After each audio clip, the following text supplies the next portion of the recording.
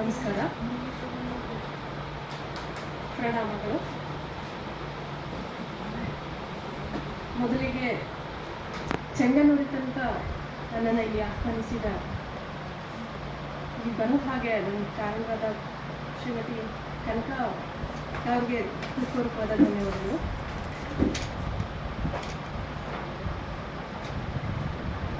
ಶೀರ್ಷಿಕೆ ಅವಳಿಗೂ ಆಸಕ್ತಿ ಇರಲಿಲ್ಲ.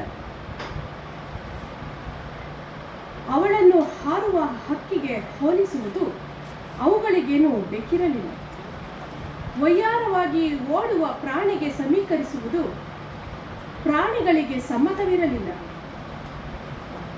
ಸುಳಿವ ತಂಗಾಳಿ ಅವಳ ಮುಂಗುರಳನ್ನು ಮೃದುವಾಗಿ ಸವರಿದ್ದು ಕಾಕತಾಳೀಯ. ನಡೆವ ಹಾದಿ ತನ್ನ ಮಾರ್ಗದ ತುಂಬ ಗುಲಾಬಿಗಳ ಹರಡಿಕೊಂಡದ್ದು ಆಕಸ್ಮಿಕ. ಎದೆಯ ಮೇಲಿನ ಸೆರಗು ಜಾರಿದ್ದು ಕಂಡು ಸೂರ್ಯನೇನು ನಾಚಿರಲಿಲ್ಲ. ಮುಂಗಾಲಿನ ಮೇಲಿನ ಮಚ್ಚೆಗೆ ಈರುಳಿನ ನಕ್ಷತ್ರಗಳು ಕೂಡ ಮುದಗೊಂಡಿರಲಿಲ್ಲ.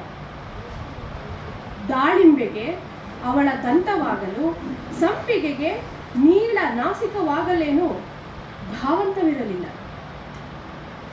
ಕಮಲಕ್ಕೆ ಮೊಗವಾಗಲು, ಶಂಕುವಿಗೆ ಕಿವಿಯೋ ಕೊರಳೋ ಆರಿಸಿಕೊಳ್ಳಲು ತರಾತುರಿ ಇರಲಿಲ್ಲ.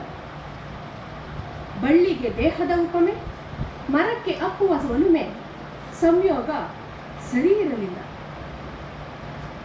ಕಾಣುವ ಕಣ್ಣಲ್ಲಿ ಬೆರಗು, ನುಡಿವ ತುಟಿಯಲ್ಲಿ ನಡುಗು, ಅಲಂಕಾರದ ನುಡಿಗಳು ಸೂಕ್ತವಲ್ಲ. ತುಂಬು ಎದೆ ಕೃಷ್ಣನಳು ವಿಶಾಲ ಜಗನದ ಶಿಲ್ಪವಾಗಲು ಅವಳಿಗೂ ಆಸಕ್ತಿ ಇರಲಿಲ್ಲ. ಇದರ ಟ್ರಾನ್ಸ್ಲೇಷನ್, ಇಂಗ್ಲಿಷ್ ಟ್ರಾನ್ಸ್ಲೇಷನ್ಗೆ ಕಮಲಾಕರ್ ಭಟ್ ಅವರು ಇದನ್ನು ಅನುವಾದ ಮಾಡಿಕೊಟ್ಟಿದ್ದಾರೆ. Figures, not to speech.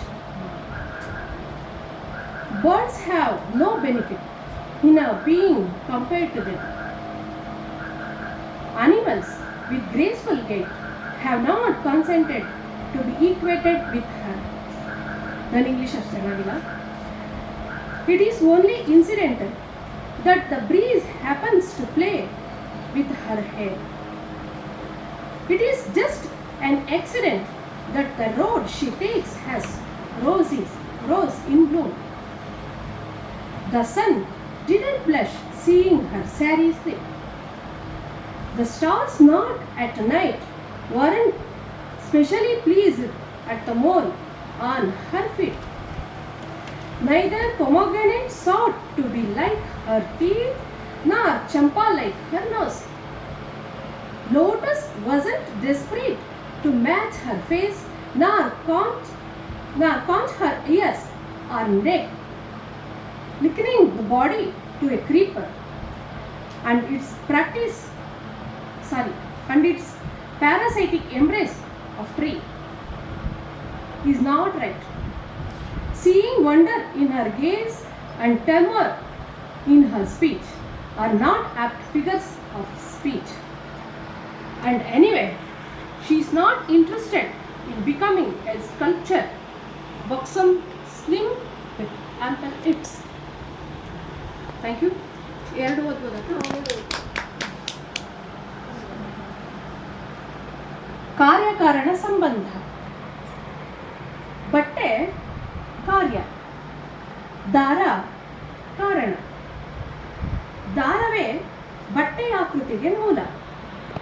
ಬಟ್ಟೆಯೇ ದಾರದ ಅಸ್ತಿತ್ವ. ಬಟ್ಟೆ ಇದ್ದೆಡೆ ದಾರವಿರುವುದು, ದಾರವಿದ್ದೆಡೆ ಬಟ್ಟೆಯಾಗುವುದು ದಾರ್ಶನಿಕ ಅನುಭವ ಸಿದ್ಧವಾದ. ಬಟ್ಟೆ ದಾರದ ಪರಿಣಾಮ, ದಾರ ಬಟ್ಟೆಯ ಅವಸ್ಥೆ. ಕಾರ್ಯದಲ್ಲಿನ ಗುಣ, ಕಾರಣದಲ್ಲಿನ ಕ್ರಿಯೆ. ಬಟ್ಟೆಯಾಗುವ ಮುನ್ನ ದಾರ ಎಳೆಯ ಅವ್ಯಕ್ತ. ದಾರದ ಬಂಧನದ ಮಾದರಿ, ಬಟ್ಟೆಯ ಸಂರೂಪ ವ್ಯಕ್ತ. ಉಡಬಹುದು ಬಟ್ಟೆಯನ್ನು, ದಾರವನ್ನಲ್ಲ. ಹೆಣೆಯಬಹುದು ದಾರವನ್ನು, ಬಟ್ಟೆಯನ್ನಲ್ಲ. ಕಾರಣವಾಗುವ ದಾರದಲ್ಲಿ ಬಟ್ಟೆಯಾಗುವ ಶಕ್ತಿ, ಕಾರ್ಯವಾಗುವ ಬಟ್ಟೆಯಲ್ಲಿ ಕಾರಣವೆಂಬ ಅಗತ್ಯ. ದಾರಕ್ಕೂ ಬಟ್ಟೆಗೂ ಭೇದವಿಲ್ಲ, ಕಾರ್ಯಕಾರಣವು ಬೇರೆಯಲ್ಲ. English translation: cause and effect. Cloth is the effect. Thread is the cause. The latter is the root of the former's form. Cloth is the reason for thread's existence. Wherever cloth is, thread is present, and cloth can only be where thread is. This is the essence of the philosopher's experience. Cloth is the result of the thread, and the thread is the cloth's condition. One is quality, the other process. Before becoming cloth, in each of its stand, thread is the unexpressed. As the expressed form, cloth reveals the bondage of thread. Cloth may be worn, not the thread. Thread may be worn, not the cloth. Cloth is the potential in the thread. Thread is the necessity of the cloth. No difference between cloth and thread. No distinction between cause and effect. ಮತ್ತೊಮ್ಮೆ ಇಲ್ಲಿಗೆ ಆಹ್ವಾನಿಸಿದ